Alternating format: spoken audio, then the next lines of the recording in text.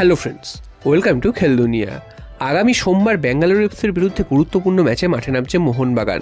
তোমরা জানো যে লাস্ট দুটো ম্যাচ মোহনবাগান ইজি পয়েন্ট নষ্ট করে একটা কিন্তু চাপ তৈরি করেছে নিজেদের ওপর।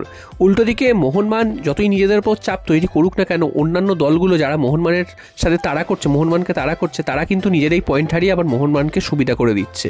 তো যাই হোক, মোহনবাগান লাস্ট দুটো ম্যাচে পয়েন্ট হারিয়েছে, তাই বলে এই ম্যাচের যে পয়েন্ট হারাবে তার তো কোনো মানে নেই। এবং এই ম্যাচটা কিন্তু ব্যাঙ্গালোর এফসির বিরুদ্ধে খেলা। ব্যাঙ্গালোর এফসি যথেষ্ট ভালো ফুটবল খেলছিল এতদিন, তবে এই মুহূর্তে কিন্তু তারাও একটু ব্যাকফুটে রয়েছে, কারণ লাস্ট 4-5টা ম্যাচ তারা কিন্তু প্রায় জিততেই পারেনি এবং এমন জায়গা থেকে তারা পয়েন্ট নষ্ট করেছে সেটা কিন্তু একদম ভাবার বাইরে।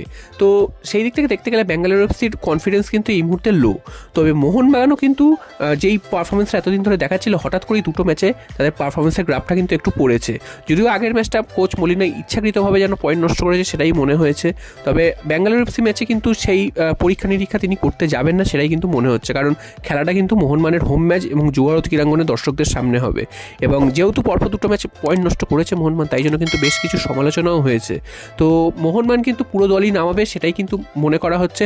যদিও এর মধ্যে কিন্তু একটা খারাপ খবর রয়েছে, খারাপ খবর বলা ঠিক নয়, একটা কিন্তু অশনি সংকেত রয়েছে বলা যায়, কারণ আজকের কিন্তু দুজন গুরুত্বপূর্ণ ডিফেন্ডার অর্থাৎ টম আলডার এবং আলবার্টো রড্রিগেজ তারা কিন্তু অনুশীলন করেননি। প্র্যাকটিসে তারা এসছিলেন, তবে সেখান থেকে তারা কিন্তু বাড়ি ফিরে যান, তারা কিন্তু প্র্যাকটিস করেননি। তো যেটা জানা যাচ্ছে বিভিন্ন সংবাদ মাধ্যম সূত্রে, সেটা জানা যাচ্ছে যে তাদের নাকি শরীরটা একটু খারাপ রয়েছে, তাই জন্য তারা কিন্তু প্র্যাকটিস করেননি। তবে তারা যে ম্যাচ খেলবেন কি খেলবে না সেই বিষয়ে কিন্তু কিছু জানানো হয়নি। যদিও যেটা মনে করা হচ্ছে সামান্য হয়তো একটু হালকা শরীর খারাপ, তো সেটা কিন্তু একদিনের মধ্যেই ঠিক হয়ে যাবে। তারা কিন্তু কাল থেকে বা পরশুর দিন প্র্যাকটিস করবে এবং সোমবারের ম্যাচে কিন্তু তারা মাঠে নামবে।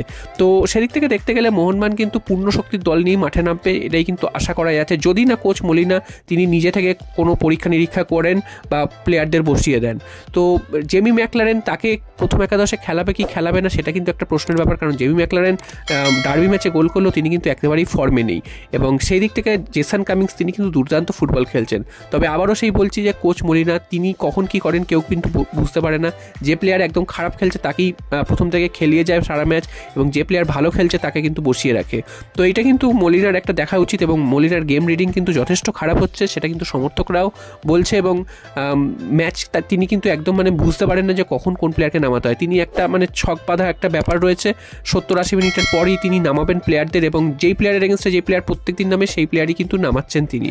তো এখান থেকে না বেরোতে পারলে মোহনবাগান কিন্তু এই যে লিগের শেষ দিকটা আসছে এখানে কিন্তু আরও চাপ বাড়বে, এবং এখান থেকে কিন্তু পয়েন্ট নষ্টের একটা প্রদর্শনী চলবে, কারণ এই সময় কিন্তু নিচের দিকে দলরাও চাইবে যে ওপরের দিকে দলদের পয়েন্ট নষ্ট করা। তো সেদিক এবং তাহলে এটা বোঝাই যাচ্ছে যে ব্যাঙ্গালোর এফসিও চাইবে যে মোহনবাগানে যাতে পয়েন্ট নষ্ট করা যায় এবং মোহনবাগানকে যাতে চ্যালেঞ্জ করা যায়।